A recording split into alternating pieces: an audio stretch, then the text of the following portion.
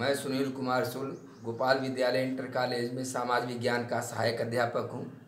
भारत में राष्ट्रवाद, मैंने आपको जो टॉपिक बताया था उसके आगे बताने का प्रयास कर रहा हूँ। भारत में राष्ट्रवाद,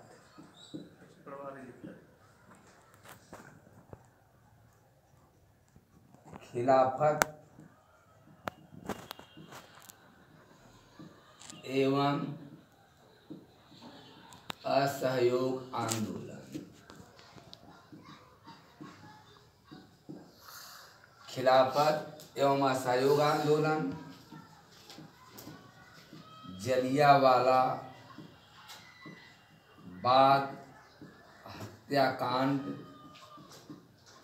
के बाद जैसे ही असहयोग आंदोलन 1922 में गांधी जी ने समाप्त किया तो कांग्रेस में विभाजन हुआ।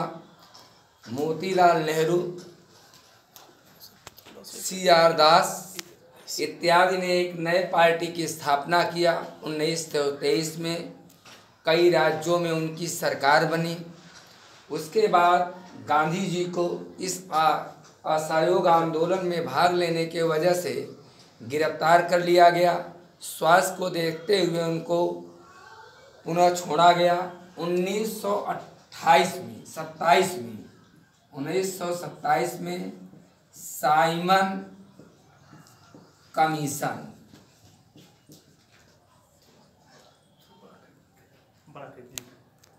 कमीशन आयोग का गठन किया गया। साइमन कमीशन, इस कमीशन में एक भी सदस्य भारतीयों को नहीं रखा गया था। इसलिए जैसे ही यह कमीशन भारत में प्रवेश करता है मुंबई में, तो इसका नारा, इनका विरोध किया जाता है, Simon commission go back, Simon commission वापस जाओ। इस तरह से पूरे भारत में इनका विरोध किया गया। कई जगह हमारे जो क्रांतिकारी थे, लाला लाजपत राय, सरदार भगत सिंह इत्यादि लोगों को पंजाब में लाला लाजपत राय पे इस कमीशन का विरोध करते हुए उन पर लाठीचार्ज किया गया, जिनमें वह बुरी तरह से घायल हुए और इतनी तरह से उन्हें प्रताड़ना दिया गया था गहरा कि इसके बाद उनकी मृत्यु हो जाती है। और इस कमीशन का विरोध पूरे भारत में किया गया। यह कमीशन यहाँ से जाकर अपनी रिपोर्ट देता है और उसी समय भारत में महात्मा गांधी सविनय अवज्ञा आंदोलन,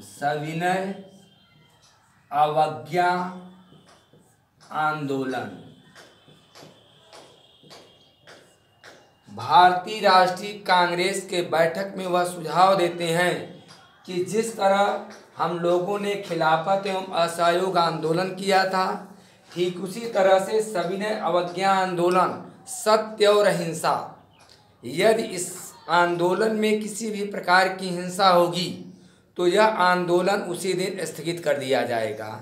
अतः वह अपने समस्त भारतीय स्वतंत्रता संग्राम सेनानियों, क्रांतिकारियों, मजदूरों, किसानों, जो भी स्वतंत्रता आंदोलन में भाग ले रहा था, उन्होंने कहा कि मैं एक पुनः पूरे राष्ट्रीय व्यापक स्तर से एक आंदोलन की शुरुआत करने जा रहा हूँ। इसके लिए उन्होंने 12 मार्च 1930 से दांडी नामक स्थान पे अपने 78 अनुयायियों के साथ वहाँ से करते हैं और जाके समुद्र के किनारे पे जल को गर्म करके नमक तैयार करते हैं। नमक का उस समय नमक पर अतिरिक्त नमक पर कर लगाया गया था, जो प्रत्येक घरों में प्रयोग होने वाली वस्तु थी। महात्मा गांधी इसी स्थान से नमक सत्याग्रह आंदोलन, और जैसे ही नमक सत्याग्रह आंदोलन प्रारंभ करते हैं, सविनय अवज्ञा आंदोलन की शुरुआत हो जाती है 1930 में। सविनय अवज्ञा आंदोलन में उन्होंने अपने साथी यानी स्वतंत्रता संग्राम सेनानियों से यह निवेदन किया था कि हम विनम्रता पूर्वक सरकार के जो भी कार्यकलाप है उसमें किसी भी तरह से उनके आदेशों का अवज्ञा करेंगे, उनके कानून का पालन नहीं करेंगे। उनके द्वारा जो विधि कानून स्थापित है, कानून हो यानी न्यायालय हो, चाहे वह जनपद न्यायालय रहा हो, चाहे उच्च न्यायालय रहा हो, चाहे सर्वोच्च न्यायालय रहा हो, उनके द्वारा उनके अधिकारियों द्वारा जो आदेश दिया जाता था उसको उन्होंने विरोध किया। और इस विरोध के लिए उन्होंने अपने क्रांतिकारियों की जो विदेशी वस्तुएं थी, जैसा कि उन्होंने असहयोग आंदोलन में किया था कि जितनी भी सूती वस्त्र से तैयार होते थे, जो वहाँ से निर्मित माल आते थे, जो सरकारी संस्थाएं होती थी, जो शराब की दुकानें होती थी, जिससे सरकार के आय का स्रोत होता था, उन सब में असहयोग कि हम सरकार का किसी भी तरह से उनके संपत्तियों का क्रय नहीं करेंगे, खरीदेंगे नहीं, बेचेंगे नहीं। यहाँ भी उन्होंने इस आंदोलन में उन्होंने शिक्षा, जो सरकारी संस्थाएं थी, सरकार द्वारा, ब्रिटिश सरकार द्वारा जो संचालित संस्थाएं थी, उस संस्थाओं को समाप्त करके स्वदेशी आंदोलन, स्वदेशी तरह के विश्वविद्यालय, महाविद्यालय, इंटर कॉलेज, शराब के ठेकों पर महिलाएं बैठती थी, वो अपने पुरुषों से यह याचनाएं करती थी कि आप शराब का सेवन मत करिए। लेकिन इसी समय वहाँ के प्रधानमंत्री और जो यहाँ के वायसराय थे, लॉर्ड इरविन ने वहाँ पे गोलमेज सम्मेलन, जो लंदन में गोलमेज सम्मेलन आयोजन 1903 में गोलमेज सम्मेलन,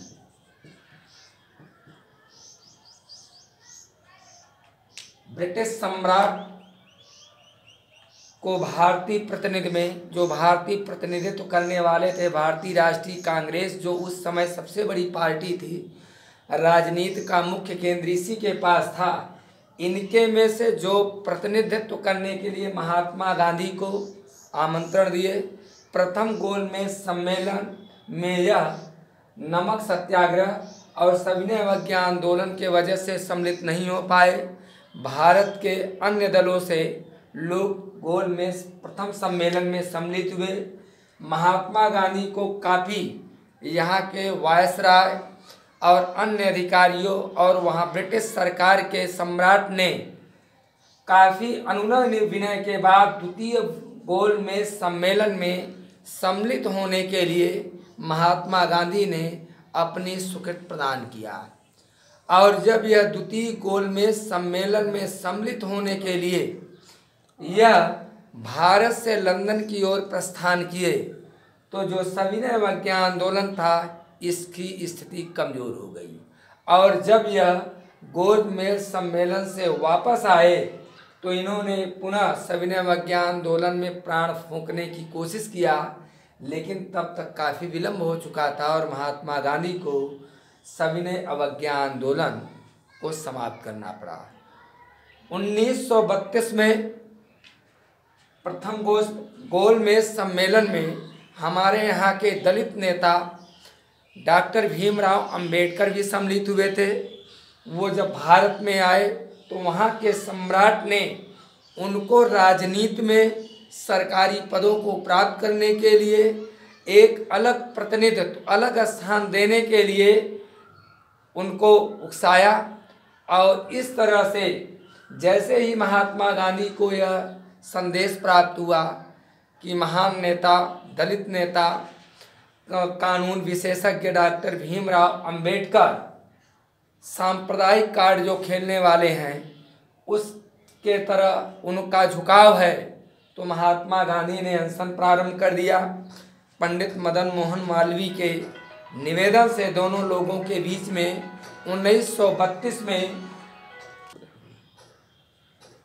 1932 में पूना पाइप महात्मा गांधी एवं डॉक्टर अंबेडकर 1932 में पंडित मदन मोहन मालवीय के विशेष सहयोग से महात्मा गांधी और डॉक्टर भीमराव अंबेडकर के बीच में पूना पैक्ट हुआ। इस पूना पैक्ट से पुनः भारतीय राजनीति में एक तरह से सहयोग और समन्वय की भावना हुई और अंग्रेजों की जो सांप्रदायिक कूटनीतिज्ञ थे उसको विफलता प्राप्त हुआ। 1940 में व्यक्तिगत 1939 से 1945 के बीच में द्वितीय विश्व युद्ध प्रारंभ हुआ, जिसमें पूरे विश्व दो गुटों में विभाजित हो गए, केंद्रीय शक्तियां और मित्र राष्ट्र। उसी समय 1939 और 1940 में पुनः अंग्रेजों को एक सफलता मिली। भारतीयों में जो हिंदू और मुसलमान थे इनमें दूरी स्थापित करने के लिए एक कूटनीतिक चाल चली गई, जिसमें पाकिस्तान शब्द का प्रयोग किया गया। उसी समय महात्मा गांधी ने व्यक्तिगत सत्याग्रह आंदोलन प्रारंभ किया, जिसमें वह भारतीयों को, खासकर उनके लिए हिंदू और मुसलमान एक ही सिक्के के दो पहलू, दो भाग होकर एक साथ रहकर अंग्रेजों के विरुद्ध इस लड़ाई को लड़े, जिसमें राष्ट्रवाद, जिसमें आपस में प्रेम की भावना बढ़े। 1939 से लेकर 1945 के बीच में द्वितीय विश्व युद्ध के बीच में बहुत सी ऐसी घटनाएं घटित हुई, जिनमें उनमें काफ़ी दूरियों को नज़दीक लाया गया।